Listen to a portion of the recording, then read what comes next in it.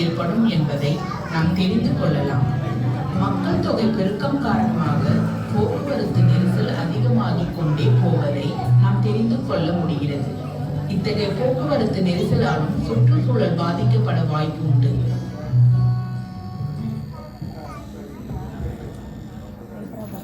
தங்க கேச கோள்.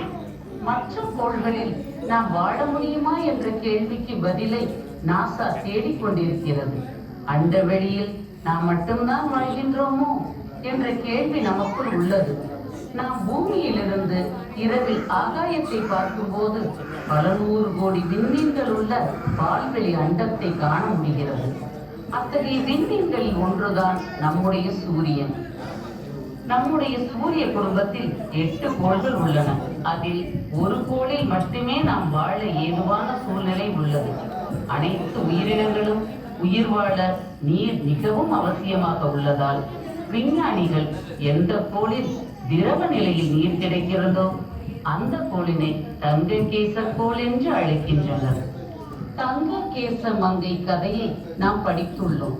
அந்த கதையில் வரும் சிறுமியால் வெப்பம் அதிகம் உள்ள உணவையும் வெப்பம் குறைவாக உள்ள உணவையும் சாப்பிட இயலவில்லை. வெப்பம் சரியாக உள்ள உணவை மட்டும் சாப்பிட முடிந்தது. பூமிக்கு அருகில் உள்ள வெள்ளிக்கோள் சூரியனிலிருந்து சரியான தொலைவில் உள்ளது.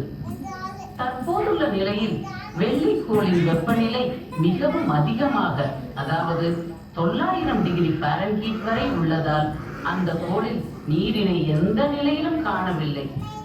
அந்த கோள் முழுவதும் கார்பன் டை ஆக்சைடு அதிகமாக உள்ளதால் நீர் உருவாக்கம் தடைப்படுகிறது. பூமிக்கு அருகில் உள்ள மற்றொரு கோள் செவ்வாய். இது சூரியனிலிருந்து சற்று தொலைவில் குறைந்த அளவு வளிமண்டலத்துடன் உள்ளது. இங்கு உயிர்கள் வாழ்வது சாத்தியமா? ஏனெனில் இங்கு பகல் நேர வெப்பநிலை நமக்கு ஏற்றாற் போல இருந்தாலும் இரவில் -100 டிகிரி ஃபாரன்ஹீட்டுக்கும் குறைவாக உள்ளதால் இங்கு நீர் உறைந்து விடுகிறது. நாசா பல ஆய்வுக்களங்களை அனுப்பியுள்ளது. உதாரணமாக 2013ஆம் ஆண்டு கியூரியாசிட்டி விண்கலன் செவ்வாய் கோளில் இருந்து எடுத்து வந்த பாறைகளில் நீர் மூலக்கூறுகள் இருப்பது கண்டுபிடிக்கப்பட்டது. அங்குள்ள பண்டைய ஏரியில் இருந்து எடுத்து வரப்பட்ட கற்களில் உயிர் தோற்றத்திற்கான அங்கக வேதி மூலக்கூறுகள் உள்ளதாகவும் கண்டறியப்பட்டது. செவ்வாயில் உயிரினங்கள் வாழ தேவையான சூழ்நிலைகள் உள்ளனவா?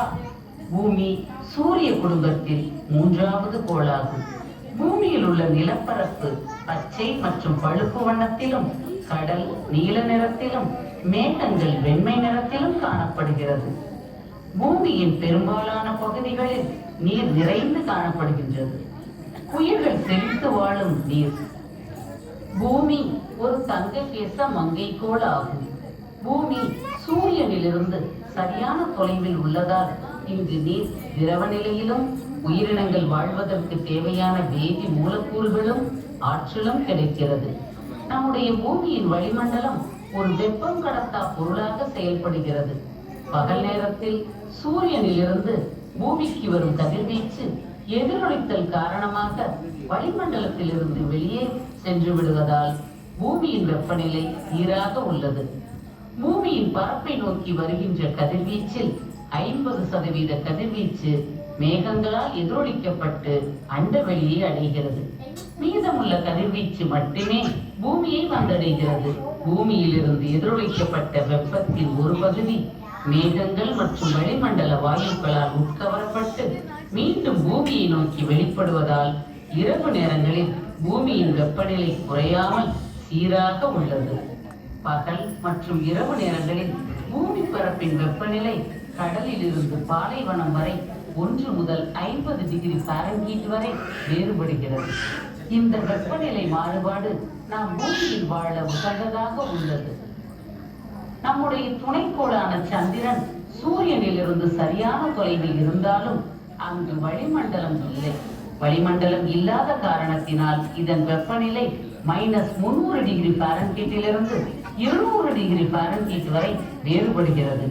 எனவே இங்கு சூரிய ஒளி விழும் இடத்தில் வெப்பநிலை அதிகமாகவும் மற்ற இடத்தில் வெப்பநிலை குறைவாகவும் உள்ளது. பூமிக்கு வெளியே பூமியை போன்று வேறு ஏதேனும் கோள்கள் உள்ளனவா? இதனை அறிய நமது சூரிய குடும்பத்தையும் மற்ற இடங்களையும் நாசா தொடர்ந்து ஆராய்ந்து வருகிறது. கோள்களை கொண்ட மற்ற விண்மீன்களை எக்ஸோ பிளானட் என்று அழைக்கிறோம். தங்கக்கேசமங்கை பகுதியில் மட்டுமே நாம் வாழ்வதற்கு தேவையான நீரும் சூழ்நிலையும் அமைந்துள்ளது. தற்போது விஞ்ஞானிகள் தொலைநோக்கி மூலமாக பால்வெளியை ஆராய்ந்து ஆயிரக்கணக்கான எக்ஸோ பிளானட் இருப்பதை கண்டறிந்துள்ளனர். மற்ற கோளை பற்றி பல ஆய்வுகள் மேற்கொண்டாலும் நாசா நவீன கருவிகள் மற்றும் செயற்கைக்கோள்கள் கொண்டு பூமியை மேலும் ஆய்வு செய்கிறது.